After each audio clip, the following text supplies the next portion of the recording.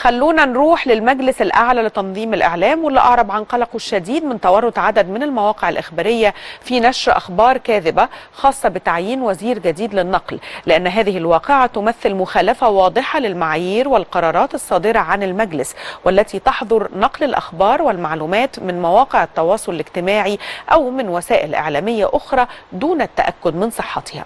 وأكد المجلس ضرورة مصداقية الإعلام المصري ومسؤوليته أمام المتلقي، ومن هذا المنطق قرر المجلس الاكتفاء في هذه الواقعة بإرسال إنذارات للمواقع الإخبارية المتورطة في نشر الخبر الكاذب، مقدرا في نفس الوقت الاعتذارات التي قدمها عدد من هذه المواقع للقراء، وأهمية تقديم باقي المواقع الاعتذارات واضحة وصريحة لقرائهم.